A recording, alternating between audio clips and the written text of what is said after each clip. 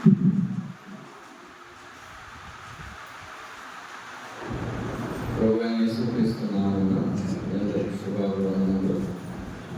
మరి ఒక తరుణం ఇచ్చి మధ్యలో నేను ఒక సజీవునిగా చేరి దేవుని వాక్యం అందించడానికి ప్రభు ఇచ్చిన కృపను బట్టి మొదటిగా దేవునికి కృతజ్ఞతలు. కాబట్టి ఈ దినం కూడా మనం కూడా దానిలో ప్రవేశించకపోవడము, పరీక్షింపబడిన హృదయంతో మన యొక్క జీవితంలో గడిచిన వారం నుంచి ఈ వారం వరకు ఏదో ఉన్నాయో మనం కూడా పరీక్షించుకొని వాక్య వైపులో మన హృదయములను పరిశీలన చేసుకునే వారిని పరిశీలింపబడిన హృదయంతో యోగ్యమైన రీతిలో దేవుని బలలో చేయవేయాలని దేవుని ఆశయం. కాబట్టి గడిచిన వారంలో మనం కూడా దేవుని గురించి ధ్యానించుకున్నాం. దావీదు సమస్తమును సంపాదించుకొని రక్షించుకొని. కాబట్టి దావీదు యొక్క జీవితంలో ఏ విధంగా అయితే తన యొక్క జీవితంను నష్టపరుచుకుని వాడుగా ఉన్నాడో, దేవునికి వ్యతిరేకంగా ఏ విధంగా జీవించి దేవుడిని విడిచిపెట్టి మళ్ళీ తిరిగి ఏ విధంగా దేవుని యొద్దకు వెళ్ళి దేవుని యొద్ద విచారించి తెలుసుకున్నప్పుడు అతడు కోల్పోయిన సమస్తమును కూడా రక్షించుకున్న వాడుగా ఉంటున్నాడు. ఈరోజు మన ధ్యానం కొరకై మన సంఘ వాగ్దానంలో ఉన్న 3వ వాక్యం ఏంటది? మిడతలు తినివేసిన సంవత్సరంలో పంటను నీకు మరలా నిత్తును. కాబట్టి మన బైబిల్ చేతపట్టుకొని యోవేలు గ్రంథము 2వ అధ్యాయము 25వ వచనము మనందరం కలిసి చదువుకుందాం. రండి, యోవేలు గ్రంథము 2వ అధ్యాయము 25వ వచనం. పాత నిబంధన గ్రంథంలో పేజీ నంబర్ 753. మీరు కడుపారా తిని తృప్తి పొంది మీ కొరకు వింత కార్యములు జరిగించిన మీ దేవుడైన యెహోవా నామమును స్తుతించినట్లు నేను పంపిన మిడతలను, గొంగళి పురుగులను, పస పురుగులను, చీడ పురుగులను అను నా మహాసైన్యం తినివేసిన సంవత్సరముల పంటను నీకు మరలా నిత్తాను. కాబట్టి మిడతలు, గొంగళి పురుగులు, పసర పురుగులు, చీడ పురుగులు అన్న నా మహాసైన్యం తినివేసిన సంవత్సరముల పంటను మీకు మరలా నిత్తును. కాబట్టి దేవుని సహాయం కొరకు మనం ప్రార్థన చేసుకుందాం. మూర్తిగా ప్రేమించిన మా ప్రియ ప్రభువు తండ్రి, మరొకసారి తిరిగి చేరి రావడానికి మీరు ఇచ్చిన గొప్ప ధన్యతను బట్టి నీకు ఎన్నో స్తోత్రాలు చెల్లించుకుంటున్నాం. ఇంతవరకు కూడా దాసుని కూడా నిలబెట్టుకొని ఆరాధన వర్గంలో ఈ ప్రేమ గురించి అనేక విషయములు మాకు కూడా చూపిస్తూ ఆయన ప్రభా నీ యొక్క త్యాగము, నీ యొక్క ప్రేమను ఆయన ప్రభా మా పట్ల చూపించిన దాన్ని బట్టి మీరు మాకు ఇచ్చిన రక్షణ బట్టి, నిత్య జీవం బట్టి ఆయన ప్రభా మేము కూడా నేను ఆరాధించడానికి ఇచ్చిన ఆధిక్యతను బట్టి మీకు ఎన్నో స్తోత్రాలు చెల్లించుకుంటున్నాం. ఇప్పుడు కూడా ఆయన ప్రభా మీరు శిలువలో మరణించి మాకు కాచిన రక్తం బట్టి ఆయన ప్రభు నాగటి చాలుగా రుణపడిన మీ శరీరము బట్టి మేము కూడా జ్ఞాపకం చేసుకొని రక్తమాంసంలో చేయకుండా మేము కూడా ఎటువంటి జీవితం కలిగి ఉన్నామో, యోగ్యులముగా ఉన్నామో, అయోగ్యులముగా ఉన్నామో ఆయన ప్రభు వాక్య లేఖనం భాగంలో నుంచి మేము కూడా పరీక్షింపబడిన వారమై, పరీక్షించుకునే వారమై మీ చిత్తానుసారంగా యోగ్యంగా బలలో చేయవేయడానికి, రక్తంలో చేయవేయడానికి మాకు ఆయన ప్రభు సహాయం చేయమని కోరుకుంటున్నాం. నిలబడుతున్న నేను కూడా ఆయన ప్రభు అయోగ్యులను, అపాత్రులను, ఎన్నిక లేని వాడను అనుకుంటున్నాను. నా యొక్క తలంపులను, నా యొక్క క్రియలను, నా మాటలను మీరు లైక్ చేసి నీ ఆత్మను నా యొక్క నుంచి నీ బిడ్డలకు ఏది అవసరమో ఆయన ప్రభా మీరే దయచేస్తూ రమ్మని వారి సమయం కూడా నేను కూడా వ్యర్థం చేయకుండా ఆయన ప్రభా మీరే దాన్ని ఆశీర్వాదకరంగా వారి హృదయమును పరిశీలించుకునే విధముగా ఆయన ప్రభా మీరే సహాయం దయచేయమని కోరుకుంటున్నాను. మాకు 12 జ్ఞాపకం చేసుకుంటూ ఈ వాక్యములు వెల్లడి అవ్వడం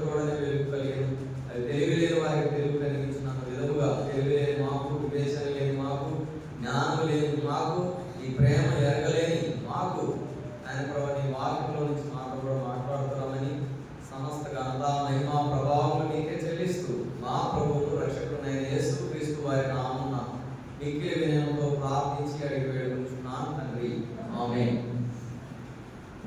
కాబట్టి చూసుకున్నట్లయితే మిడతలు తిరివేసిన సంవత్సరముల పంటను నీకు మరలా ఇద్దును. అంటే సంవత్సరముల పంట, సంవత్సరము పంట అని చెప్పబడాలి. ఇక్కడ చూసుకున్నట్లయితే అన్నిటికంటే విలువ అయినది ఏదంట? మన యొక్క జీవితంలో అన్నిటికంట విలువైనది ఏమిటంటే, మనం డబ్బు సంపాదించవచ్చు, లేకపోతే భూములు సంపాదించవచ్చు, లేకపోతే ఆస్తులు సంపాదించవచ్చు, ఏదైనా సంపాదించవచ్చు. కానీ అది ఒక్కోసారి డబ్బులు వస్తుంటాయి, పోతుంటాయి. ఆస్తులు సంపాదిస్తాం, వస్తాయి, పోతాయి. లేకపోతే ఆరోగ్యము పోతుంటుంది, వస్తుంటుంది. కానీ పోతే తిరిగి రానిది ఒకటి ఉంది. అదేంటది? సమయం. సమయం తర్వాత ప్రాణం. సమయం పోతే ఇంకా రాదు, ప్రాణం పోయినా కూడా ఇంకా రాదు. కాబట్టి దేవుడు మనకు ఈ దినాన ఇచ్చే వాగ్దానం ఏమిటంటే, మిడతలు తినివేసిన సంవత్సరముల పంటను మీకు మరలా ఇద్దును. సంవత్సరము అని సింగులర్ చెప్పబడాలి. ఇక్కడ ఏంటంట? సంవత్సరముల అంటే చాలా సంవత్సరాల నుంచి మిడతలు, పసర పురుగులు, గొంగలి పురుగులు తినివేసినాయంట పంటను. అవి ఏ పంటో ఎలాగ తినివేశాయో మనం కూడా వాక్య లేఖన భాగంలో నుంచి పరీక్షించుకునే వారమై, మనం కూడా దేవుడు ఏ విధంగా మనకు దయచేయాలనుకుంటున్నాడు, మనం ఏం కోల్పోయామో చూసుకొని మనం కూడా ముందుకు వెళ్దాం. కాబట్టి యోవేలు గ్రంథం, అదే యోవేలు గ్రంథము 1వ అధ్యాయము 4వ వచనం చదవండి. ఎవరైనా సహాయం చేయండి. గొంగలి పురుగులు విడిచిన దానిని మిడతలు తినివేసి ఉన్నవి, మిడతలు విడిచిన దానిని పసరు పురుగులు తినివేసి ఉన్నవి, పసరు పురుగులు విడిచిన దానిని చీడ పురుగులు తినివేసి ఉన్నవి.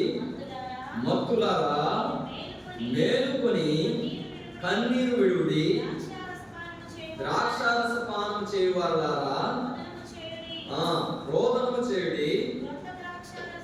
క్రొత్త ద్రాక్షారసము నీ రోటికి రాకుండా నాశనమాయను. ఏంటంట?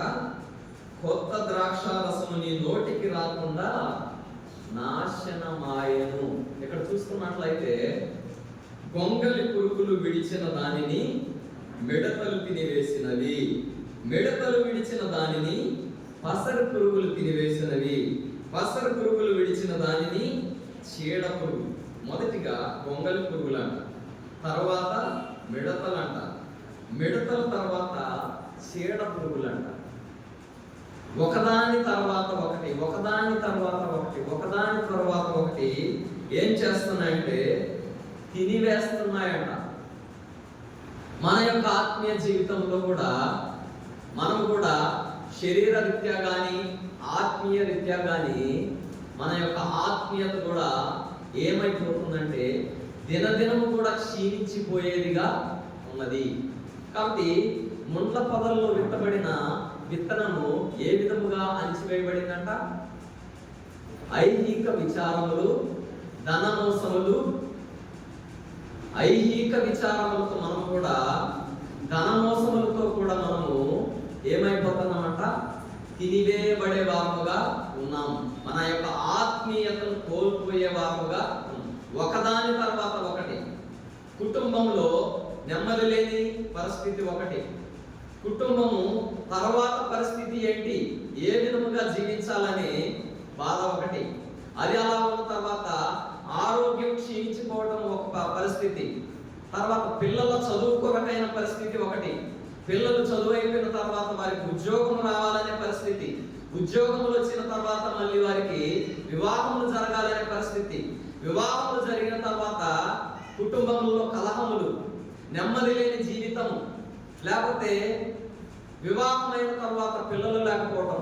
ఏమిటంటే మనిషి యొక్క జీవితంలో ప్రతి ఒక్క పరిస్థితిలో నెమ్మది లేని వారుగా, శాంతి లేని వారుగా అనేక రీత్యములుగా మనము శోధింపబడిన వారముగా ఉంటున్నాం. ఇది దేని వలనంటే, మొదటిగా మనము దేవునిని విడిచిపెట్టి, ఎప్పుడైతే దేవుని వాక్యమును విడిచిపెట్టి మనము కూడా దేవునికి దూరముగా వెళ్ళిపోయినప్పుడు మన స్థితి ఏ విధముగా ఉంటుందంటే, మిడతలు తినివేసిన పంట వలె ఉంటుంది.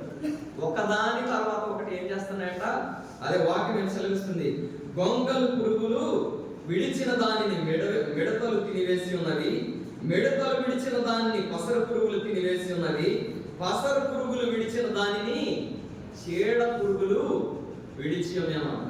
కాబట్టి మన యొక్క జీవితంలో కూడా ఏమవుతుందంటే, అనేక సంవత్సరములుగా నిష్ఫలమైన జీవితం కలిగిన వారముగా ఉంటున్నాం. ఏంటంట, నిష్ఫలమైన, ఫలాలు లేని జీవితం, ఫలించలేని జీవితం, వృద్ధి లేని జీవితం, అభివృద్ధి లేని జీవితం, దేవుని కొరకు ముందుకు సాగలేని జీవితం, ఆశీర్వాదం లేని జీవితం. దేవుడు ఎందుకు పిలిచాడు మనల్ని? ఎందుకు పిలిచాడు దేవుడు మనల్ని? ఆశీర్వాదమునకు పాత్రులకే దేవుడు మిమ్మల్ని పిలిచాడు, కానీ దేనికి పిలవలేదంట మనల్ని? శాపానికి పిలవలేదంట. కానీ దేవుని గ్రంథంలో ఇంకో మాట కూడా ఉంది, దేవుని వాగ్దానములు ఎన్ని అయినను అవి అన్నీ అవునన్నట్టుగానే ఉన్నాయి. కాబట్టి దేవుడు వాగ్దానం ఇచ్చిన దేవుడు నమ్మదగిన వాడు.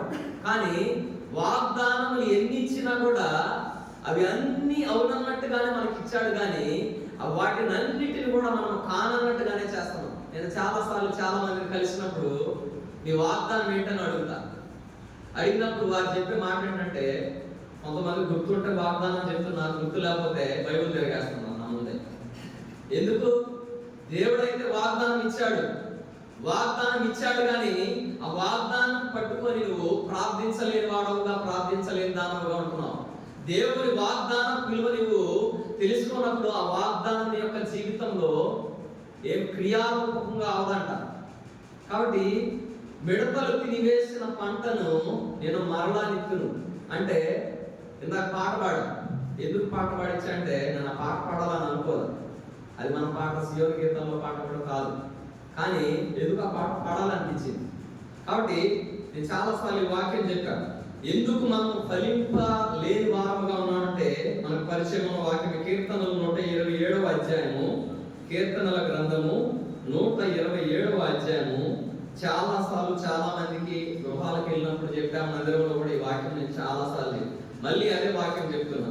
ఎందుకు ఫలించలేని వారముగా ఉన్నాము? ఎందుకు మనం ఎదగలేని వారముగా ఉన్నాము?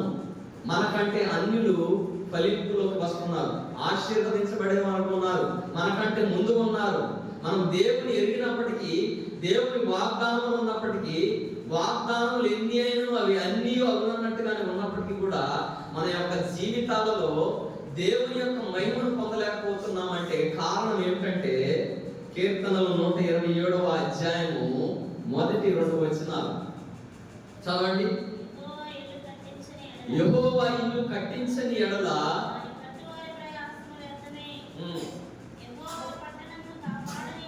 యెహోవా పట్టణమును కాపాడని ఎడల దాని కావలి కాయవారు మేలుకొని ఉండుట వ్యర్థమే. మీరు వేకువనే లేచి చాలా రాత్రి అయిన తరువాత పండుకొనుచు నీ కష్టార్జితమైన ఆహారం తినుచుండుట వ్యర్థమే. తన ప్రియులు నిద్రించుచుండగా ఆయన వారికి ఇచ్చుచున్నాడు. ఏంటంట? తన ప్రియులు నిద్రించుచుండగా ఆయన వారికి ఇచ్చుచున్నాడు. ఎవరికి ఇస్తున్నాడంట? ఎవరికి ఇస్తున్నాడంట? తన ప్రియులు. తన ప్రియులు నిద్రించుచుండగా, మేలుకొని ఉన్నప్పుడు ఇవ్వట్లేదంట, నువ్వు నిద్రపోయేటప్పుడు ఇస్తాడంట దేవుడు.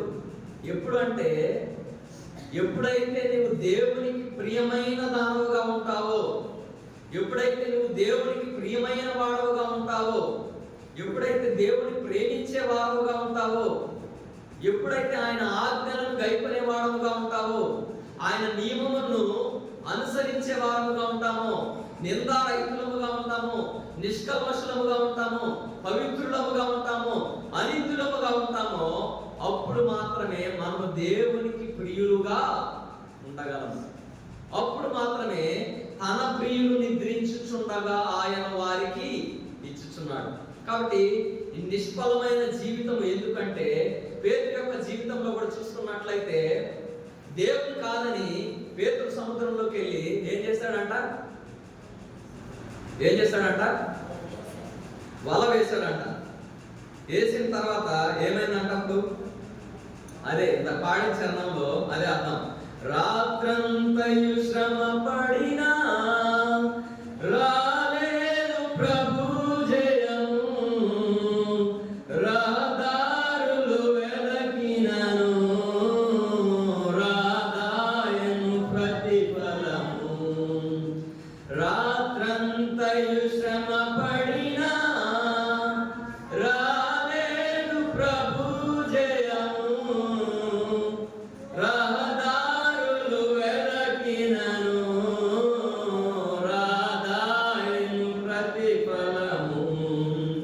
రక్షించు నీ సిలువ రమణీయ లోతులలో, రణతాళము వెదకుటలో రాజులున పడవా.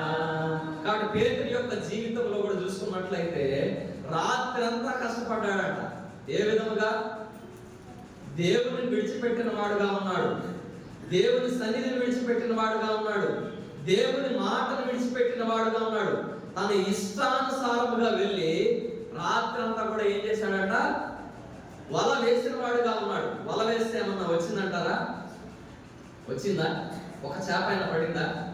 అప్పుడు దేవుడు పేతురుకి సెలవిచ్చిన మాట ఏంటంటే కుడి వైపున వెళ్ళి వల వేయమన్నాడు. కుడి వైపున వెళ్ళి, సాధారణంగా చేపలు నైటే పడతాయంట, పగలు పడవంట. కాబట్టి రాత్రంతా శ్రమ పడ్డాడు. రాత్రి గడిచిపోయింది. తెల్లవారుజామున యేసుక్రీస్తు ప్రభువారు పేతురు దగ్గరకు వచ్చి చెప్పిన మాట ఏంటంటే నీవు వెళ్ళి కుడి వైపున వల వేయమన్నాడు. రాత్రి ఎంత కష్టపడినా, 8 గంటలు కష్టపడినా ఏమీ ఫలితము లేకపోయింది. కాబట్టి ఎప్పుడైతే దేవుని మాట మీద వెళ్ళి కుడి పక్కన వల వేశాడో పేతురు యొక్క వలలో ఎన్ని చేపలు పడ్డాయంట? 153 రకాల గొప్ప విస్తారమైన చేపలు పడ్డాయంట. అన్ని చేపలు పడిన దాన్ని బట్టి అతడు ఆ వలను లాగలేక తన సహోదరుల యొక్క సహాయమును తీసుకునిన వాడుగా ఉన్నాడు. కాబట్టి నా జీవితంలో కూడా దేవునిని కాదని, దేవుని వాక్యమును కాదని, దేవుని సన్నిధిని కాదని నీవు దివారాత్రములు కష్టపడినా కూడా నీకేం మిగలదంట? ఏమి మిగలదు. ఇదే ఏం చదువుకున్నాం? గొంగలి పురుగులు విడిచేసిందని మిడతలు తినేసినట్ట, మిడతలు వినేసిందని చీడ పురుగులు తినేసినట్ట. ఒకదాని వెంబట ఒకటి ప్రతిది కూడా తినివేసేదిగా ఉంటుంది, కానీ ఏది కూడా మిగిలేది ఏమీ లేదు. ఎందుకంటే దేవుడు మన ఇల్లు కట్టట్లా. ఎవరు కడుతున్నారంట? యెహోవా ఇల్లు కట్టించని ఎడల దాని కట్టువారి ప్రయాసము వ్యర్థమే. యెహోవా పట్టణమును కాపాడని ఎడల దాన్ని కావలి కాయువారు మేలుకొని ఉండుట వ్యర్థమే. తన ప్రియులు నిద్రించుచుండగా ఆయన వారికి ఇస్తున్నాడు. కాబట్టి పేతురు యొక్క జీవితంలో కూడా ఫలితం లేనిదిగా ఉంది. నా జీవితంలో కూడా అనేక సార్లు మనము కూడా దేవుని విడిచిపెట్టి మన సొంత మార్గంలో మనము కూడా వెళ్ళినప్పుడు మన యొక్క జీవితంలో కూడా ఫలాభివృద్ధి చెందలేని వారుగా ఉంటాం. నిష్ఫలితం ఏముంటది? ఎటు వెళ్ళినా మనం ఏమి తలపెట్టినా కూడా ఆ మార్గములు ఏమవ్వమంట? ఫలించవు. మన ప్రణాళికలు కరెక్ట్ గానే ఉంటాయి. మనం తీసుకున్న డిసిషన్ అంటే ఏంటి? చెప్పండి. నిర్ణయములు కరెక్ట్ గానే ఉంటాయి. కాబట్టి ఈ పని ఇలాగ చేస్తే అవుతుంది అనుకుంటాం, కానీ అవి అవు. ఎందుకంటే మనము దేవుని మీద ఆధారపడి జీవించినంత వరకు మనము మన మనుష్యుల జ్ఞానమును ఆధారం చేసుకున్న దైవ జ్ఞానంతో మాత్రమే మనం చేయాలి ఏ పని. కాబట్టి నిష్ఫలమైన జీవితం ఎందుకంటే దేవుడు మన ఇల్లు కట్టట్లేదు, దేవుడు మన యొక్క జీవితమును కట్టట్లేదు, దేవుడు మన యొక్క జీవన విధానమును నడిపించేవాడుగా ఉన్నాడు. కానీ ఎప్పుడైతే మనం దేవుని మార్గంలో రాకుండా మన మార్గంలో ఎప్పుడైతే నడిచే వారముగా ఉంటామో మనము నిష్ఫలమైన జీవితమును చవి చూసే వారముగా ఉంటాము. అవునంటారు కాదంటారు? కాబట్టి యోహాను సువార్త 15వ అధ్యాయంలో ఒక మాట ఉంది, ద్రాక్షావల్లిని నేను, తీగలు మీరు, ఎవడు నా యందు నిలిచి ఉండునో నేను ఎవరి యందు నిలిచి ఉండునో వాడు బహుగా ఫలించు. నాకు వేరుగా ఉండి మీరేమియు చేయండి. మీరు బహుగా ఫలించుట వలన నా తండ్రి మహిమపరచబడు. కాబట్టి చేరికుడి వచ్చిన నీవు నేను దేవునిలో కట్టబడిన వారముగా ఉన్నామా? దేవునిలో సారము పొందే వారముగా ఉన్నామా? దేవునిలోని సారము తీసుకొని మనం ఎదిగే వారముగా ఉన్నామా? దేవునికి వేరుగా ఉన్నామా? దేవునితో కలిసి ఉన్నామా? మనం పరీక్షించుకోవాలి. మనము ఫలించకపోతే మన జీవితము మనకు వ్యర్థమే, మన ద్వారా మన కుటుంబానికి వ్యర్థమే, మన రక్త సంబంధికులకు వ్యర్థమే, మన సంఘమునకు వ్యర్థమే, దేవునికి కూడా వ్యర్థమే. మీరు బహుగా ఫలించినచో మహిమ కలుగును తండ్రికి. ఏ రీతిగా ఫలించినచో శిష్యులై ఉండేదారు. ఏ రీతిగా ఫలించినచో శిష్యులై ఉండేదారు. నీరు కట్టిన తోట వలె నీటి ఊట వలె నుండేదారు. నీరు కట్టిన తోట వలె నీటి ఊట వలె నుండేదారు. క్షమములో తృప్తినిచ్చి క్షేమముగా మిమ్ము నడిపించును, బలపరచును నీ ఎముకలను, బలపరచును నీ ఎముకలను. అధికముగా ఫలించుడి, అధికముగా ఫలించుడి. మీరు బహుగా ఫలించినచో మహిమ కలుగును తండ్రికి. రీతిగా ఫలించినచో శిష్యులై ఉండేదారు. ఏ రీతిగా ఫలించినచో శిష్యులై ఉండేదారు. కాబట్టి మొదటిగా మనం కూడా దేవుని విడిచిపెడితే మనకు కలిగే మొదటి నష్టం ఏంటంటే నిష్ఫలమైన జీవితం, ఫ్రూట్లెస్ ఇయర్స్. గడిచిన సంవత్సరములు కూడా దేవుని విడిచిపెట్టిన వారముగా మనం ఉంటే నిష్ఫలమైన జీవితమే.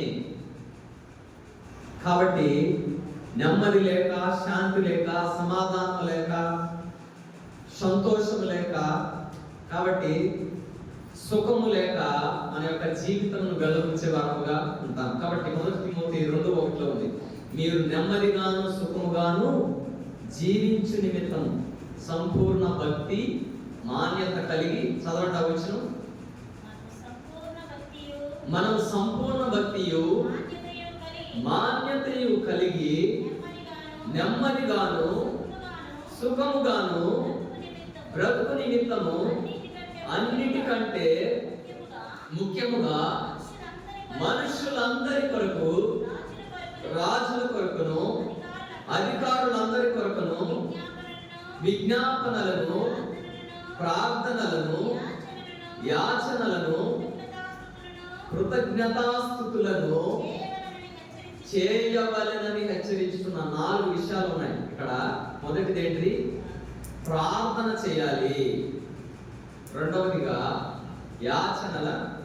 యాచనలు, మూడవదిగా విజ్ఞాపన, నాలుగవదిగా కృతజ్ఞతార్పణలు చెల్లించే వారంగా ఉంటాం. కాబట్టి మనకు తెలిసింది ఏంటంటే, బాగా తెలిసింది ప్రార్థన. ప్రార్థన అంటే ఏంటి?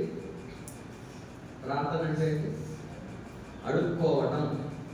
ప్రాక్టికల్గా చెప్పుకోవాలి. ఏంటి ప్రార్థన అంటే? ఎప్పుడు అడుక్కోవటమే. మనం దేవుని అడుక్కోవటమే తప్ప రెండోది తెలియదు. ప్రార్థన అంటే రక్షణ కొరకు మనం ప్రార్థించలేం, ఆత్మీయంగా ఎదిగేదాని కొరకు మనం ప్రార్థించలేం, ఇతరుల రక్షణ కొరకు ప్రార్థించలేం, లేకపోతే సహవాసం కొరకు మనం ప్రార్థించలేం. దేవుని కొరకు ఎదిగే దాని విషయంలో మనం ప్రార్థన చేయాలి. ఎల్లప్పుడూ కూడా మనకేమి కావాలో దాని గురించే ప్రార్థించే వారంగా ఉంటాం. రెండవదిగా యాచనలు. యాచనలు అంటే ఏంటంటే తగ్గించుకొని దీనత్వము కలిగి దేవుని దగ్గర ప్రార్థించడం.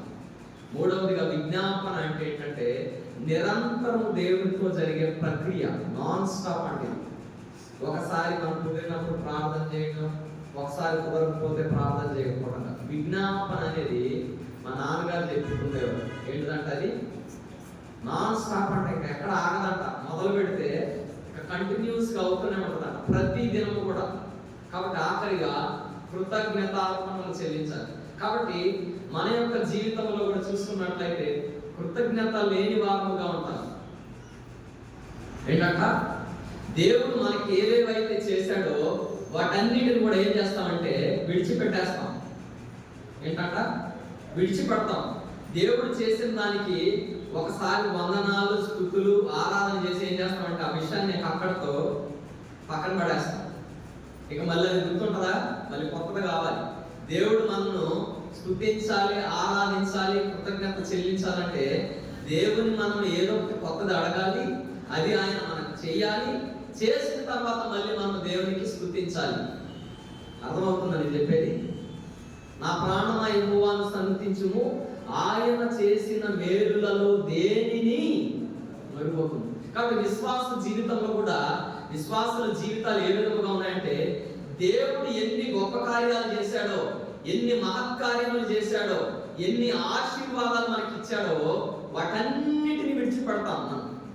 కాబట్టి అయితే మన ముందు ఏదైతే శోధన ఉందో, ఏదైతే ప్రతికూల పరిస్థితి ఉందో, ఏదైతే అనారోగ్యం ఉందో, ఏదైతే అలజడి ఉందో, ఏదైతే ఆందోళన ఉందో దానిని బట్టే మనము వెనకకు తిరిగే వారముగా ఉన్నాం. కానీ దేవుడు చేసిన ప్రతి ఒక్క కార్యమును, ఎన్ని కార్యములు చేశాడో వాటన్నిటిని కూడా మర్చిపోయే వారముగా ఉన్నాం.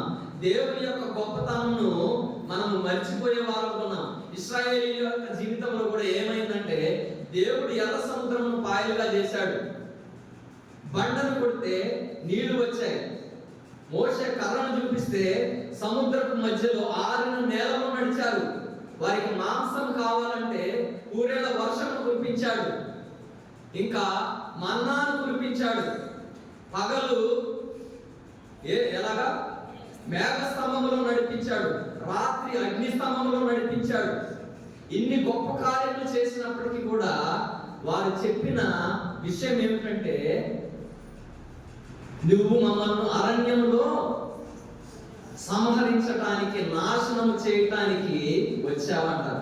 కాబట్టి మనం కూడా మన యొక్క విశ్వాస జీవితంలో కూడా దేవుని కార్యములు ఎన్ని చూసినప్పటికీ కూడా ఇశ్రాయేలీయుల ప్రజల వలె మనం కూడా సనిగే వారముగా, గొనిగే వారముగా ఉంటాము తప్ప మన ముందున్న శోధనకు దేవుడు ఎంత గొప్పవాడో చూపించలేని వారముగా ఉంటున్నాం. దేవుని గొప్పదనం కంటే శోధనే గొప్పదిగా ఉంది. దేవుని నేను ఇశ్రాయేలుతో ఎవరని చెప్పాలని మోషే అడిగినప్పుడు నేను ఉన్నవాడను అనువాడనై ఉన్నానని చెప్పమన్నాడు. మన దేవుడు ఉన్నవాడు, కానీ దేవుని వాగ్దానములు ఎన్ని అయినను అవి అన్ని అవునన్నట్టుగా ఉన్నాడు. కానీ మనము ఉన్నవాడైన మన దేవుడిని చేత కాని వారుగా చేస్తున్నాం. ఎందుకంటే నిష్ఫలమైన జీవితం కలిగి ఉంటున్నాం. దేవుని యొక్క గొప్ప శక్తిని మనం గ్రహించలేని వారముగా ఉన్నాం. దేవుని యొక్క రక్షణను గుర్తించలేని వారముగా ఉన్నాం.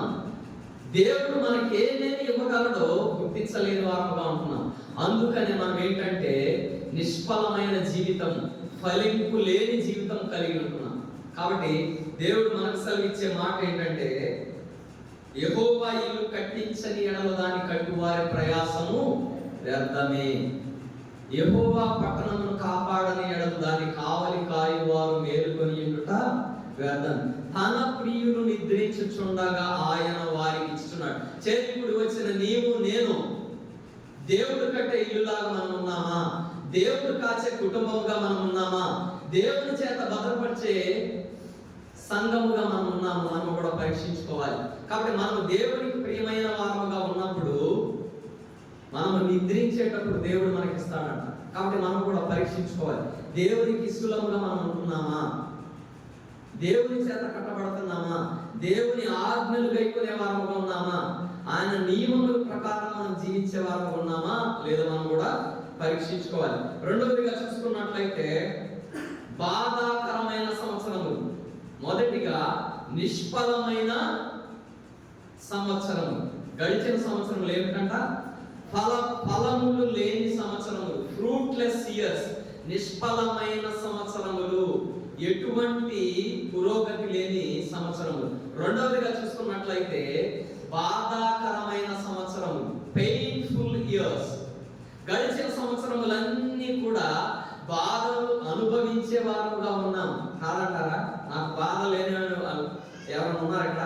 చెప్పండి. నాకు ఏ బాధ లేదు, అంత మంచిగా జరుగుతుంది, దేవుడు నాకు అన్ని ఇచ్చాడు, అన్ని మంచి జరుగుతుంది, నాకు ఏ చీకు లేదు, ఏ చింత లేదు, ఏ బాధ లేదు అనేవారు ఎవరైనా ఉన్నారా? ఉంటే చేయాలి. కాబట్టి రెండవదిగా చూసుకున్నట్లయితే బాధాకరమైన సంవత్సరములు ఏంటంట? కాయలు కాకపోవటం. ఇంకొకటి అయితే ఇది ఏ విధంగా ఉంటుందంటే, ఒకిద్దరికి పెళ్ళయిందంట. పెళ్ళైతే వాళ్ళిద్దరికి పిల్లలు పుట్టలేదంట. పిల్లలు పుట్టకపోతే ఏంటంటే కాయలు కాయట్లేదు. నేను మామూలుగా చెప్తాను, ఇది ఇప్పుడు సడన్గా గుర్తొచ్చింది, చెప్పాలనిపించింది చెప్తాను. వాళ్ళకి పిల్లలు పుట్టకపోతే పిల్లలు పుట్టలేదనేది ఒక బాధ. పిల్లలు పుట్టకపోగా వాళ్ళ ఆడీళ్ళు వీళ్ళకి ఇంకా పిల్లలు లేరా, మీకు ఇంకా పిల్లలు లేరా, నీకు ఇంకా పిల్లలు లేరా, ఎన్ని సంవత్సరాలు అయింది పెళ్ళి అని అడిగారు అనుకో, ఏ విధంగా ఉంటది? ఆ పిల్లలు పుట్టలేని బాధ ఇంకో బాధ అయితే వీళ్ళు అనే మాటలు ఏ విధంగా ఉంటాయి? అర్థమవుతుంది నేను చెప్పేది. కాబట్టి ఒక ప్రక్కన మనం దేవునికి మనము కానీ దేవుడికి కానీ ఫలాలు ఫలించలేని వారముగా ఉండటం ఒకటైతే, రెండవదిగా చూసుకున్నట్లయితే మన శోధనలు, వేదనలు, ఇబ్బందులు, ఇరుకులు, అలజడులు, ఉపద్రవములు అన్నీ వచ్చి మనకి ఏం చేస్తుందంటే బాధాకరమైన సంవత్సరములు. ఎందుకు మన యొక్క జీవితంలో దేవుడు బాధను ఎందుకు రాజేస్తాడంటే, రూతు గ్రంథము మొదటి అధ్యాయము, న్యాయాధిపతులు, యెహోషువ, న్యాయాధిపతులు, రూతు మొదటి అధ్యాయము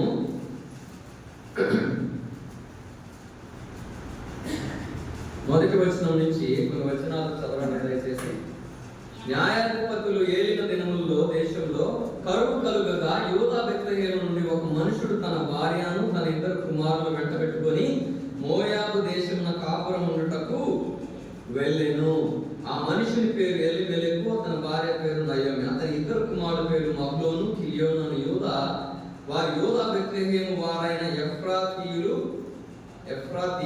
వారు మోయాబు దేశంలోకి వెళ్ళి అక్కడ కాపురం ఉండేది. నయోమి పెనిమిటి అయిన ఎలీమెలెకు చనిపోయిన తర్వాత ఆమెయు ఆమె 2 కుమారులను నిలిచింది. వారు మోయాబు స్త్రీలను పెళ్లి చేసుకుని వారిలో ఒక దాని పేరు ఓర్ప, రెండవ దాని పేరు రూతు. వారు ఇంచుమించు 10 సంవత్సరములు అక్కడ నివసించిన తరువాత మహ్లోను, కిలియోను 2 కుమారులను తన పెనిమిటియు లేనిదాయను. ఏంటంట? ఇది మనందరికి పరిచయం వాక్యం. నయోమి యొక్క జీవితంలో చూసుకున్నట్లయితే నయోమి, మహ్లోను, కిలియోను, అతని భర్త పేరేంటి? ఎలీమెలెకు. నయోమి భర్త పేరు ఎలీమెలెకు, నయోమి ఎలీమెలెకుల కుమారుల పేరు మహ్లోను, కిలియోను. వారు చేసిన పని ఏంటంటే, వారికి కరువు రాగా ఏం చేశారంట? యూదా బెత్లెహేమును విడిచిపెట్టి ఎక్కడికి వెళ్ళారంట? మోయాబు దేశమునకు వెళ్ళారంట. యూదా బెత్లెహేము అన్న మాటకు ఏంటి అర్థము? రొట్టెలు ఇచ్చు స్థలం. కాబట్టి దేవుని గృహమైన ఆ యోధా బెత్లెహేం, యేసుక్రీస్తు ప్రభువారు ఎక్కడ జన్మించారు? బెత్లెహేములో. అంటే అది ఆశీర్వదింపబడిన ప్రదేశం, ఆశీర్వదింపబడిన దేశం. కాబట్టి అటువంటి ఆశీర్వదింపబడిన దేశమును విడిచిపెట్టి మోయాబు దేశంలోకి వెళ్ళారట. దేని కొరకు? ఆహారం కొరకు. కాబట్టి నేను చెప్పాలనుకున్న సంగతి ఏంటంటే, మనం కూడా కొన్ని సార్లు మన యొక్క పరిస్థితులను బట్టి, ఇబ్బందులను బట్టి మనం కూడా బెత్లెహేము అనబడే దేవుని సంఘమును, సహవాసమును, వాక్యమును మనం కూడా విడిచిపెట్టి ఏం చేస్తామంటే, దేవుని ఆశ్రయమును విడిచిపెట్టి, మోయాబు అంటే అన్య దేశం, అన్య దేవతలు పూజింపబడే దేశం. కాబట్టి దేవుని విడిచిపెట్టి దేనిని ఆశ్రయించినా అది అన్య దేవతతో సమానం, సైతానుతో సమానం. కాబట్టి వారి యొక్క జీవితంలో ఎప్పుడైతే యోధా బెత్లెహేమును విడిచిపెట్టి మోయాబు దేశంలోకి వెళ్ళారో వారికి ఎదురైన పరిస్థితి ఏంటంటే, ఆనందకరమైన పరిస్థితి ఏర్పడిందా? బాధ ఏర్పడింది. కరువుకు బదులు, వారు పోషింపబడే దాని బదులు వారి యొక్క భర్తను పోగొట్టుకుంది నయోమి మొదటిగా. తర్వాత ఒక 10 సంవత్సరాల తర్వాత వారిద్దరికి అన్య స్త్రీల నుంచి పెళ్లి చేసింది. పెళ్లి చేసిన తర్వాత తన యొక్క ఇద్దరు కుమార్తెలను కూడా, ఏమైనా ఇద్దరి కుమారులను కూడా పోగొట్టుకునేదిగా. కాబట్టి భోజనం కోసము కుటుంబాన్ని పోగొట్టుకుంది. కాబట్టి నా జీవితంలో కూడా మనకు వచ్చే పరిస్థితులను బట్టి, ఇబ్బందులను బట్టి, ఇరుకులను బట్టి, సమస్యలను బట్టి మనం కూడా శోధింపబడినప్పుడు మనం కూడా దేవుని సన్నిధిని, సహవాసాన్ని విడిచిపెట్టి దేవునికి వ్యతిరేకంగా మనం కూడా దేనిని ఆశ్రయించినా కూడా మనకు ఎదురయ్యే సందర్భం ఏంటంటే బాధలే, కష్టములే, నష్టములే. కాబట్టి రెండవదిగా మనం చూసుకున్నట్లయితే బాధాకరమైన సంవత్సరములు. మొదటిగా నిష్ఫలమైన సంవత్సరములు, ఫలింపు లేని సంవత్సరములు. రెండవదిగా చూసుకున్నట్లయితే బాధాకరమైన సంవత్సరములు. మూడవదిగా చూసుకున్నట్లయితే గలతీయులకు రాసిన పత్రిక 5వ అధ్యాయం 17వ వచనం. గలతీ 5:17.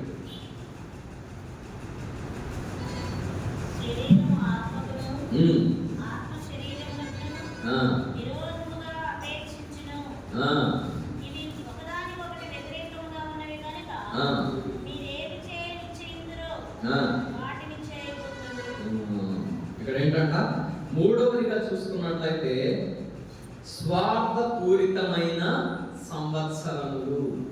ఏంటంట? మొదటిగా నిష్ఫలమైన సంవత్సరములు, రెండవదిగా చూసుకున్నట్లయితే బాధాకరమైన సంవత్సరములు, మూడవదిగా చూసుకున్నట్లయితే స్వార్థపూరితమైన సంవత్సరములు. ఇక్కడ చూసుకున్నట్లయితే శరీరం ఆత్మకును, ఆత్మ శరీరమునకును విరోధముగా అపేక్షించును. ఇవి ఒకదానికొకటి వ్యతిరేకముగా ఉన్నవి కనుక మీరేమి చేయ నిశ్చయింతురో వాటిని. ఇదేంటిది? దీని మీనింగ్ ఏంటి? శరీరం ఆత్మకు, ఆత్మ శరీరమునకు విరోధముగా పోరాటం చేస్తున్నాయంట. కానీ బైబిల్ గ్రంథం ఏం సెలవిస్తుందంటే ఇవి ఒకదానికొకటి వ్యతిరేకముగా ఉన్నవి కనుక మీరేమి చేయ నిశ్చయింతురో వాటిని చేయకూడదు. ఏంటంట? చెప్తారు దీని అర్థం ఎవరికైనా అర్థమైందా? మనం ఏమి చెయ్యాలనుకుంటున్నామో అవి ఏం చేయట్లేదంట. అక్కడికి అర్థమైంది బాగా. మనం కూడా దేవుని వాక్యము మనతో మాట్లాడినప్పుడు మనం కూడా చాలా చేయాలనుకుంటాం కదా. దేవుని కొరకు ఇంకా నేను నడవటం కాదు, పరిగెత్తటం కాదు, ఇంకా అరుగు ఏమంటారు, ఇంకా వెనక్కి తిరిగే చూసేదే లేదు, ఇంకా ముందుకే, ఇంకా ఎక్కడ లేని తీర్మానాలన్నీ చేస్తాం. ఎప్పుడు చేస్తామంటే 30% నైట్ చేసుకుంటాం మనం ఎప్పుడు ఈ తీర్మానాలు. అవునా కదా? అందరూ బాగా నవ్వుతున్నారు, కరెక్ట్గా ఇది కదా.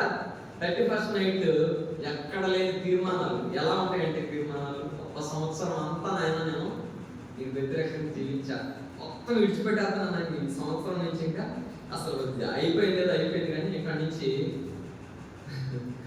భార్య భర్తలు గొడవ అయినప్పుడు ఒక్కసారి భర్త భార్యతో కానీ భార్య భర్తతో కానీ గొడవ అయిన తర్వాత వాళ్ళకి సమాధానం వచ్చింది, ఇక్కడి నుంచి ఇంకా నేను తిట్టునంటే తిట్టును, కొట్టనంటే కొట్టను అంటారు. తర్వాత కుసేపు అయిన తర్వాత మళ్ళీ మొదలు. దేవుడితో తీర్మానాలు కూడా ఏ విధంగా ఉంటాయంటే ఇదే విధంగా ఉంటాయి. కాబట్టి ఆత్మ శరీరమునకును శరీరము ఆత్మకును వ్యతిరేకంగా ఉన్నాయంట. కాబట్టి మీరు ఏమి చేయని నిశ్చయించారో వాటిని మనం ఏదైతే చేయాలనుకుంటున్నామో వాటిని చేయట్లేదట. ఏం చేయాలనుకుంటాం మనం? మీరే చెప్పాలి, నేను చెప్పాలి. శాఖలో ఏం చేయాలనుకుంటాం మనం దేవుడి కోసం? రామలక్ష్మి ఏం చేయాలనుకుంటాం మనం దేవుడి కోసం? రోజు లేచి ప్రార్థన చేయాలనుకుంటాం, ఇక ప్రతి ప్రార్థనకి వెళ్ళాలనుకుంటాం, విశ్వాసంలో ఎదగాలనుకుంటాం, మన భర్తను రక్షించుకోవాలనుకుంటాం, చుట్టుపక్కల సువార్త ప్రకటించాలనుకుంటాం, ఇక ప్రతిదీ కూడా ప్రార్థనతోనే ప్రారంభించి ప్రార్థనతోనే ముగించాలనుకుంటాం. ఇవన్నీ అనుకుంటాం కదా మనం. దేవుడు ఇంకా నాకు ఏదైనా ఇస్తే మొత్తం దేవుడి కోసమే వాడతా అనుకుంటాం, ఎన్నెన్ని చేసుకుంటాం. కానీ ఈ అనుకున్నవన్నీ చేస్తున్నామా? చెయ్యం. ఇవాళ దైవ మర్మములు ఎంతమంది చదివారా? అలానే కొన్ని విన్నారా? కొన్ని నేను ప్రతిదినం కూడా దైవ మర్మాలు ఆడియో రికార్డింగ్ చేసి పెడతాను. ఇవాళ వాగ్దానం ఏంటంటే ప్రకటన గ్రంథము 3వ అధ్యాయం 21వ వచనం చదవండి. ప్రకటన గ్రంథము 3వ అధ్యాయం 21వ వచనం.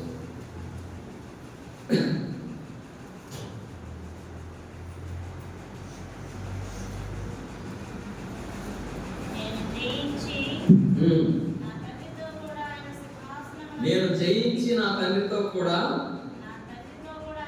ఆయన సింహాసనమునందు కూర్చుండి ఉన్న ప్రకారము జయించు వానిని నాతో కూడా నా సింహాసనమునందు కూర్చుండనిచ్చెదను. సంగములతో ఆత్మ చెప్పుచున్న మాట చెవిగలవాడు వినును గాక. ఏంటంట? నేను జయించి నా తండ్రితో కూడా ఆయన సింహాసనమునందు కూర్చుండి ఉన్న ప్రకారము జయించు వానిని నాతో కూడా నా తండ్రి నా సింహాసనమందు కూర్చుండనిచ్చేదను. కాబట్టి ఈరోజు ధ్యానంలో చెప్పబడిన విషయములు ఏంటంటే, దేవుడు 2 విషయాల కోసం మనను నియమించుకున్నాడు. ఒకటి ఏంటంటే ఆయన సంకల్పం, మన పని మనం చేసుకోవాలంట. రెండవదిగా సంఘములో చేర్చబడిన మనము సంఘముకు కూడా మనం దేవుడు ఒక బాధ్యత ఇస్తాడంట. దేవుడు ఏదైతే బాధ్యత మనకు అప్పగించాడో దాన్ని నిర్వర్తించినప్పుడు మాత్రమే మనం ఈ లోకమును జయించే వారముగా ఉంటామంట. కాబట్టి ఎప్పుడైతే ఈ రెండింటిని మనము, మీరు ఒకసారి ఇంటికి వెళ్ళిన తర్వాత మీకు సమయం ఉంటే దైవ మర్మములు 23వ తారీఖు, ఈ రోజు ఫిబ్రవరి 23వ తారీఖు చదవండి, మీకు అర్థమవుతుంది.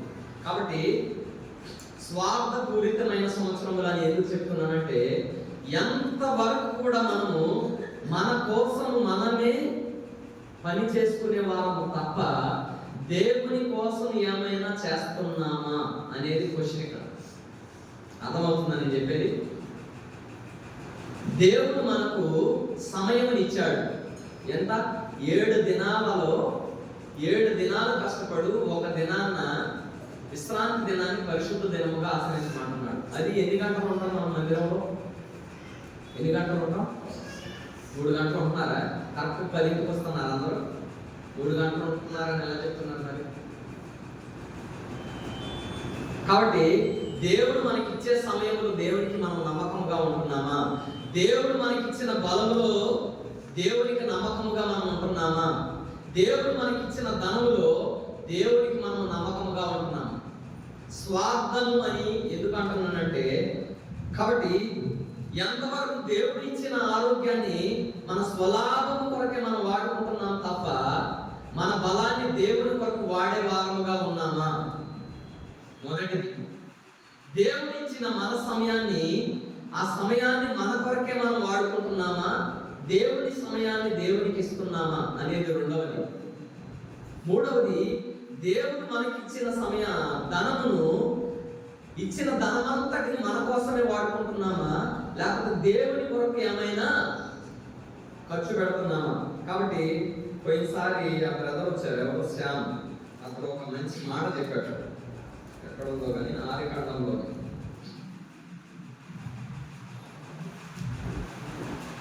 ఓకే. కాబట్టి మనం కూడా స్వార్థపూరితముగా నడుచుకునే వారముగా ఉన్నాం కాదంటారా?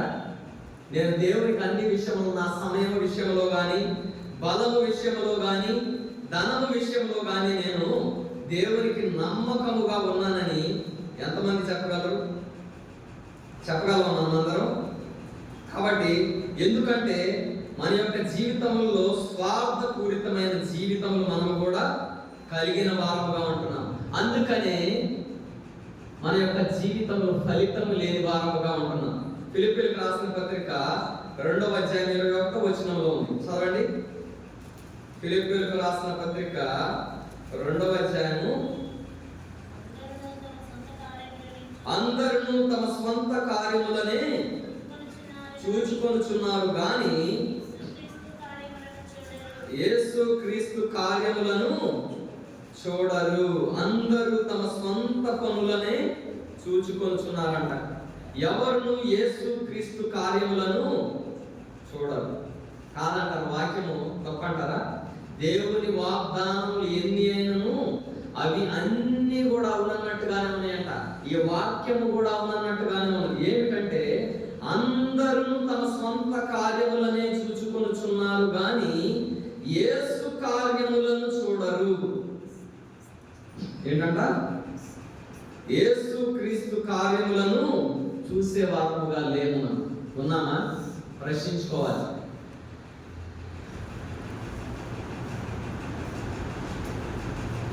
శుక్రవారం కన్నడ వారి పాలలో ప్రార్థన గురించి నేను ఒక వాక్యం చెప్పాను.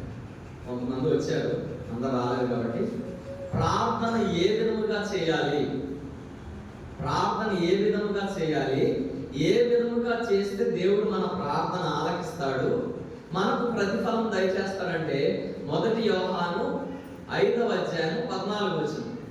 ఆయనను బట్టి మనకు కలిగిన ధైర్యం ఏదనగా ఆయన చిత్తానుసారముగా మనమేది అడిగినను ఆయన మనది ఆలకించునన్నదియే.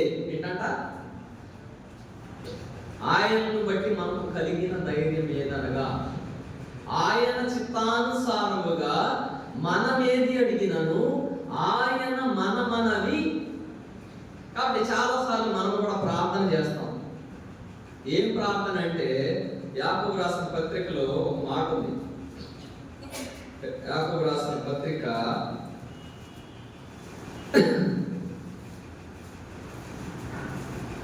4వ అధ్యాయంలో ఒక మాట, ఈ భోగముల నిమిత్తమే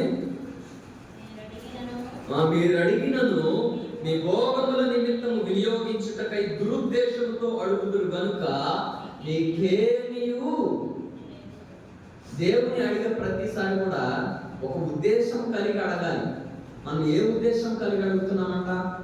దేవునికి ప్రార్థన చేస్తాం అనేక సార్లు, దేవా నాకు అది ఇవ్వనాయనా, దేవా నాకు ఇది ఇవ్వనాయనా, పిల్లలకి అది అవ్వాలనైనా, ఉద్యోగం రావాలనైనా, పెళ్ళి అవ్వాలనైనా, వాళ్ళు మంచిగా సెటిల్ అవ్వాలి, వాళ్ళకి పిల్లలు పుట్టాలి, మంచి పంట వేస్తాం, పంట మంచిగా రావాలనైనా అని అడుగుతాం. దానివల్ల ఎవరికి ఉపయోగం? ఎవరికి ఉపయోగం? ఇప్పుడు దేవుడు నీవు మంచిగా ఉద్యోగం అన్నావు నీ పిల్లలకి, దానివల్ల దేవుడికి ఏమైనా ఉపయోగం ఉందా? పిల్లలకి పెళ్ళిళ్ళు అవ్వాలి, పెళ్ళిళ్ళు అవ్వడం వల్ల దేవుడికి ఏమైనా వస్తుందా? అర్థమవుతుందా చెప్పేది? కాబట్టి దేవుని చిత్తానుసారంగా అడగాలి. దేవుని చిత్తానుసారం ఏ విధంగా ప్రార్థించాలి? ఒక ఆమె మొన్న ఆరోగ్యం బాగలేదని ప్రార్థన చేయమని కోరింది. ఏమని? ఆరోగ్యం బాధ. ఇప్పుడు ప్రార్థన చేయాలి, నేను ప్రార్థన చేయాలి, లేకపోతే ఆమె ప్రార్థన చేయాలి. ఏమని ప్రార్థన చేయాలి? మంచి ఆరోగ్యం ఇవ్వు నాయన అని ప్రార్థన చేశాను, దేవుడు ఇచ్చేస్తాడా?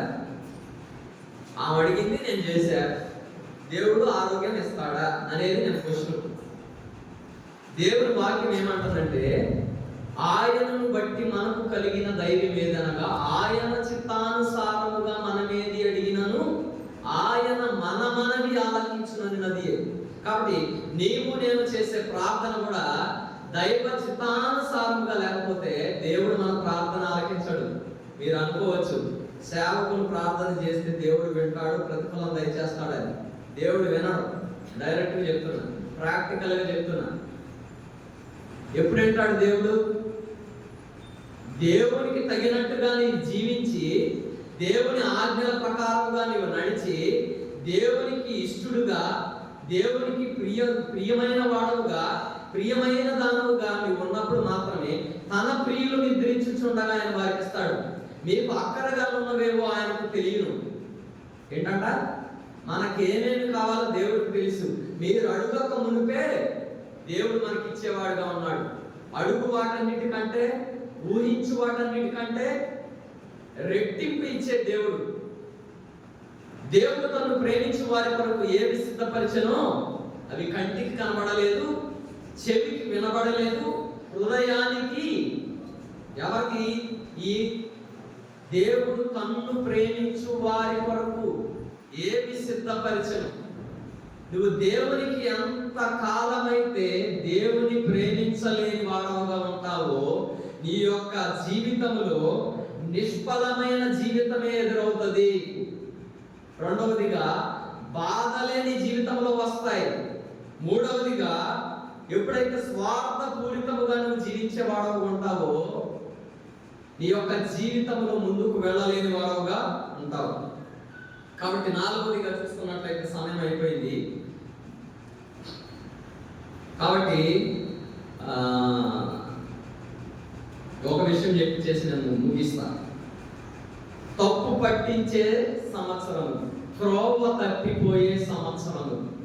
కాబట్టి మనం కూడా దేవుని వాక్యము ఒకటి చెప్తే మనం ఇంకొకటి చేసుకుంటూ వెళ్ళిపోయే వారంగా ఉంటాం. దేవుని వాక్యం ఈ విధముగా చెప్తుంది, ఎలాగ? ఇదే త్రోవ, దీనిలో నడువుడి, మీరు కుడికి కానీ ఎడమకు కానీ తొలగిపోకడానికి దేవుని వాక్యం సెలవిస్తే, దేవుని వాక్యములో మనము నడవకుండా మనకి ఇష్టానుసారముగా మనం నడిచినప్పుడు మన జీవితంలో నిష్ఫలముగా ఉంటాయి. కాబట్టి ఎప్పుడైతే త్రోవ తప్పి నడిచే వారముగా ఉంటామో మన యొక్క జీవితంలో ఫలింపు లేని వారముగా ఉంటాం.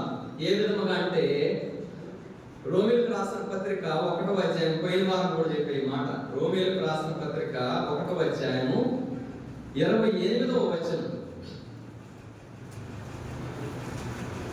రోమీయులకు రాసిన పత్రిక 1:28. మరియు వారు తమ మనసులో దేవునికి చోటియనొల్లకపోయిరి కనుక చేయరాని కార్యములు చేయుటకు దేవుడు భ్రష్ట మనసుకు వారిని అప్పగించెను.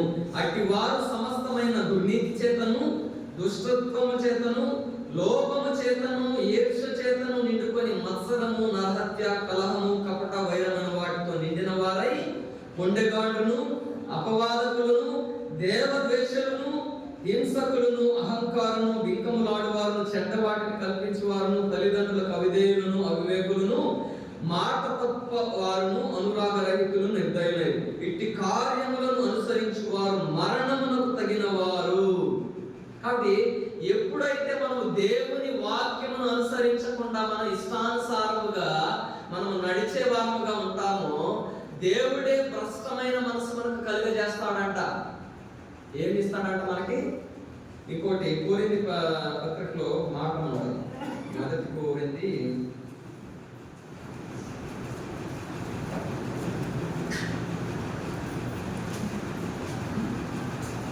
1 కదా, తుచ్చమైన అభిలాషలకు అని ఉంటుంది మంచి మాట.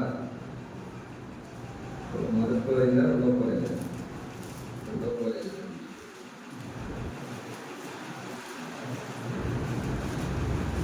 సరే అది 1 కోరిందాలో ఉంటుంది మాట. కాబట్టి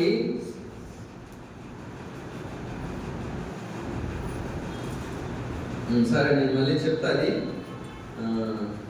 కాబట్టి మనము కూడా దేవుని ఆజ్ఞలకు కట్టడలకు మనము కూడా మనసు ఇవ్వకపోతే భ్రష్ట మనసుకు దేవుడు మనల్ని అప్పగించేవారుగా ఉంటారు. అప్పుడు ఎప్పుడైతే మనం భ్రష్ట మనసు కలిగి ఉంటామో మనము సకలమైన దుర్నీతి చేసే వారముగా ఉంటాము, దుష్టత్వం చేసే వారముగా ఉంటాం, లోభము కలిగిన వారముగా ఉంటాం, ఈర్ష్య కలిగిన వారముగా ఉంటాము, మత్సరము, నరహత్య, కలహము, కపటము, వైరము అని వాటన్నిటితో కూడా మనం కూడా నిండుకున్న వారమై వీటన్నిటికి ఫలితముగా మనము మరణమునకు పాత్రలమైపోతామంట. కాబట్టి ఇట్టి కార్యములు అభ్యసించి వారు మరణమునకు తగినవారు. కాబట్టి మనం కూడా త్రోవ తప్పిపోడినప్పుడు మనము కూడా దేవుని నుండి దూరం వెళ్ళిపోయినప్పుడు మనము కూడా భ్రష్టులముగా తయారయ్యే వారుగా ఉంటాం. ఆఖరిగా చూసుకున్నట్లయితే గడిచిన సంవత్సరములు క్రీస్తు లేని సంవత్సరములు, క్రైస్ట్లెస్ లైఫ్. అనేక సార్లు మనకు అన్ని కలిగి ఉన్నప్పటికీ కూడా దేవుని లేని వారముగా ఉంటాము. మన యొక్క జీవితంలో ఈ నిష్ఫలమైన జీవితం ఎందుకు కలిగి ఉంటామంటే దేవుని మరిచిపోయే వారముగా ఉంటాము, దేవుని పక్కన పెట్టే వారముగా ఉంటాము. కాబట్టి యోహాను సువార్త 3వ అధ్యాయం 36వ వచనంలో ఒక మాట ఉంది. యోహాను సువార్త 3వ అధ్యాయం 36వ వచనం చదవండి. కుమారుని యందు విశ్వాసం ఉంచు వాడే నిత్య జీవము గలవాడు, కుమారునికి విధేయుడు కానివాడు జీవము చూడడు, కానీ దేవుని ఉగ్రత వాని మీద నిలిచుడు. నా మాట విని నన్ను పంపిన వాని యందు విశ్వాసం ఉంచు వాడే నిత్య జీవము గలవాడు. వాడు తీర్పులోనికి రాక మరణములో నుండి జీవములోనికి ఏంటంట? నా మాట విని నన్ను పంపిన వాని యందు విశ్వాసం ఉంచు వాడే నిత్య జీవము గలవాడు. వాడు తీర్పులోనికి రాక మరణములో నుండి జీవములోనికి దాటి ఉన్నాడు. ఇక్కడ వాక్యం కుమారుని యందు విశ్వాసం ఉంచు వాడే నిత్య జీవము గలవాడు, కుమారునికి విధేయుడు కానివాడు జీవము చూడడు, కానీ దేవుని ఉగ్రత వాని మీద నిలిచియుండును. నిత్య జీవమును కోరుకునే వారముగా మనం ఉన్నామా? దేవుని ఉగ్రతకు పాత్రులముగా మనం ఉన్నామా? అంటే దేవుని ఉగ్రత పొందాలంటే మనం ఏం చేయవసరం, మనం చేసినవి కార్యాలు ఎంతవరకు చేసిన కార్యాలు చాలు. కాబట్టి దేవుని ఉగ్రత నుంచి తప్పించబడాలంటే దేవునికి ఇష్టముగా మనం జీవించాలి. దేవుని వాక్యం ఏమైతే సెలవిస్తుందో దాని ప్రకారముగా మనము అతిక్రమము దాచిపెట్టువాడు వర్ధిల్లడు, వాటిని ఒప్పుకొని విడిచిపెట్టువాడు కనికరము పొందును. కాబట్టి గడిచిన సంవత్సరములు ఏ విధముగా అయితే వాక్యం చెప్పినట్టుగా మిడతలు, చీడ పురుగులు, గొంగళ పురుగులు ఏ విధముగా అయితే మన యొక్క సమయమును, మన యొక్క బలమును, మన యొక్క ధనమును, మన యొక్క సంతోషమును, మన యొక్క శాంతిని, మన యొక్క సమాధానమును, వీటన్నిటిని ఏ విధముగా అయితే తినివేశాయో వాటన్నిటిని కూడా తిరిగి దేవుడు ఇవ్వాలనుకుంటున్నాడు. మనం ఎప్పుడైతే దేవుని ఆజ్ఞలను అనుసరించి గైకొనే వారముగా ఉంటాము. ఫిలిప్పీయులకు రాసిన పత్రిక 4వ అధ్యాయము 13వ వచనం చదవండి. ఫిలిప్పీ 4:13. ఫిలిప్పీయులకు రాసిన పత్రిక 4వ అధ్యాయము 13వ వచనం చదవండి. నన్ను బలపరచువాని అంటే నేను సమస్తమును చేయగలను. కాబట్టి మన బలహీనత ఏదైనప్పటికీ, మన శ్రమ ఏదైనప్పటికీ, మన కష్టం ఏదైనప్పటికీ, శాంతి లేకున్నాను, సమాధానం లేకున్నాను, ఆరోగ్యం లేకున్నాను, ప్రతికూల పరిస్థితులు ఉన్నప్పటికీ కూడా దేవుడు మనకిచ్చే అభయం ఏమిటంటే నన్ను బలపరచువాని అందే నేను సమస్తమును చేయగలను. కాబట్టి దేవుని యెహోవా కొరకు ఎదురు చూచువారు నూతన బలమును పొందుదురు. వారి పక్షిరాజుల వలె రెక్కలు చాచి పైకి ఎగురుదురు, అలయక పరిగెత్తుదురు, సొమ్మసిల్లక నడిచెదరు. కాబట్టి ఎవరు వీరంటే ఎవరైతే దేవుని కొరకు ఎదురు చూసే వారుగా ఉంటారో వారు మాత్రమే నూతన బలం పొందేవారుగా ఉంటారు. మన ధనం మనకు బలం కాదు, మన ఇరుగు పొరుగు వారు మనకు బలం కాదు, మన ఆస్తి ఐశ్వర్యం మనకు బలం కాదు. ఏది బలము? దేవుడు ఒక్కడే మన బలం. కాబట్టి కోల్పోయిన ప్రతి దానిని కూడా దేవుడు మనకు దయచేసేవాడుగా ఉంటున్నారు. ఆఖరిగా అపోస్తలుల కార్యం 3:21 చూసుకొని మనం ముగించుకున్నాం. అపోస్తలుల కార్యములు 3:21. అపోస్తలుల కార్యములు 3వ అధ్యాయం 21వ వచనం. అన్నిటికీ కుదురుబాటు కాలములు వచ్చునని దేవుడు ఆది నుండి తన పరిశుద్ధ ప్రవక్తల నోట పలికించెను. అంతవరకు యేసు పరలోక నివాసి అయ్యుట అన్నిటికీ కుదురుబాటు కాలములు వచ్చునని దేవుడు ఆది నుండి తన పరిశుద్ధుల ప్రవక్తల నోట. కాబట్టి మనము ఇన్ని సంవత్సరములు ఏ విధముగా అయితే నష్టపోయిన వారముగా ఉన్నామో, బాధలు అనుభవించిన వారముగా ఉన్నామో, దేవునికి వ్యతిరేకముగా జీవించిన వారముగా ఉన్నామో, స్వార్థముగా జీవించిన వారముగా ఉన్నామో, త్రోవ తప్పిపోయి జీవించిన వారముగా ఉన్నామో, క్రీస్తు లేని జీవితం మనం కలిగి ఉన్నామో, ఇవి అన్నీ ఉన్నప్పటికీ కూడా దేవుడు సెలవిచ్చే మాట ఏంటంటే అన్నిటికీ కుదురుబాటు కాలం కలదు. ఎప్పుడంటే ఎప్పుడైతే దేవుని దగ్గరకు వచ్చి మనం ఏ విషయంలో అయితే తప్పిపోయిన వారముగా ఉన్నామో, దేవుడికి వ్యతిరేకముగా జీవించిన వారముగా ఉన్నామో, అవి దేవుడి దగ్గర మనం ఒప్పుకున్నప్పుడు క్షమించుటకు సిద్ధ మనసు గల దేవుడు అంటాను. క్షమించడానికి రెడీగా ఉంటాడంట. చాలాసార్లు మనం కూడా మానవులుగా మనుషులు ఏదైనా ఒక కార్యం మన పట్ల చేసినప్పుడు మనుషులను మనము క్షమించలేని వారముగా ఉంటాం. కానీ దేవుడి యొక్క విషయంలో అయితే దేవుడు ఏ విధముగా ఉన్నాడంటే క్షమించడానికి సిద్ధమైన మనసు కలిగి ఉన్నాడంట. ఎప్పుడు నన్ను అడుగుతారా, నేను ఎప్పుడు క్షమించాలా, నా కృపను ఎప్పుడు వారికి చూపించాలని సిద్ధమైన మనసు కలిగివాడుగా ఉంటాడు. కాబట్టి ప్రతి ఒక్కరు కూడా మనం కూడా వాక్యపు వెలుగులో మనం కూడా మన హృదయాలను పరీక్షించుకునే వారమై ఈ కుదురుబాటు, అన్నిటికీ కుదురుబాటు కాలం కలదంట. ఆ మిడతలు తినివేసిన పంటను, ఆ చీడ పురుగులు తినివేసిన పంటను, ఆ గొంగలి పురుగులు తినివేసిన పంటను దేవుడు మనందరికి మరలా ఇవ్వడానికి సిద్ధంగా ఉన్నాడు. కాబట్టి నీవు నేను వాటిని కూడా ఒప్పుకొని విడిచిపెట్టి దేవుని కృపాసనంలో వచ్చినప్పుడు దేవుడు రెట్టింపు భాగ్యం మనకు దయచేసేవాడుగా ఉంటున్నాడు. మనం కూడా వాక్య వెలుగులో సమయము మన హృదయంలో పరిశీలన చేసుకొని యోగ్యమైన రీతిలో ప్రభు వల్లలో చేయవేయాలని దేవుని ఆశ ఉంది. అటువంటి జీవితం దేవుడు మనందరికీ దయచేయను కాక. ఆమేన్.